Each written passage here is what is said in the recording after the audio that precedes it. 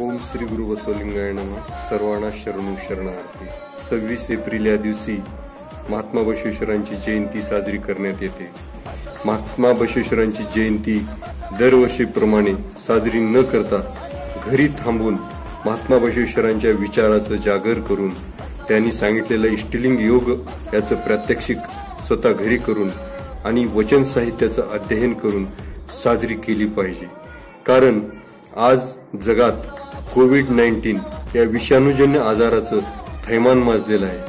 हे आजार बाहेर गेल्यानंतर एकमेकातून संसर्गजन्य असल्यामुळे पसरत असल्यामुळे अजिबात बाहेर येऊन कोणीही जयंती साजरी करू नये. आपण घरी थांबूनच जयंती साजरी करावी आणि या जयंतीला माझ्या हार्दिक शुभेच्छा. या जयंतीविषयी महात्मा बसवेश्वरांनी जगाला दिलेल्या 3 गोष्टी आजही 21व्या शतकात खूपच गरजेच्या आहेत.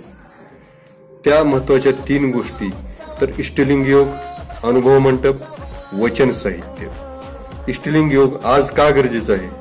21व्या शतकात शारीरिक आजार व मानसिक आजाराचं पूर्ण जगात थैमान घातलेलं आहे. दरवर्षी 60,000 लोक भारतामध्ये आत्महत्या करत आहेत. मानसिक आजारानं पूर्ण जगाला वेढलेलं आहे.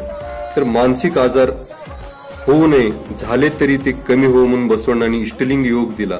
हा इष्टलिंग योग पहाटे केल्याने आपल्या मेंदूतील जे हार्मोन्स आहेत, गुड हार्मोन्स, ते स्त्रवतात जास्त प्रमाणात आणि आपल्यात चैतन्य निर्माण होतं. त्यानंतर हार्मोन बॅलन्स होतात, आपल्या शरीरातले केमिकल बॅलन्स होतात. त्यामुळे थायरॉइड, डायबिटीज यासारखे आजार कमी होतात, हृदयाचे आजार कमी होतात. त्यानंतर शांत झोप येते, आपलं आयुष्य वाढतो, शरीरात उत्साह निर्माण होतो. असे अनेक शरणावर बसवेश्वरांनी प्रयोग करून 770 शरणावर प्रयोग करून हा इष्टलिंग योग दिलेला आहे. वचन साहित्यामध्ये या इष्टलिंग योगातून निर्माण झालेले अनुभव, हे वचन साहित्य हे महान तत्वज्ञान या शरणांनी पांडित्य म्हणजे स्वतः न लिहिता अनुभवातून लिहिलेले साहित्य आहे.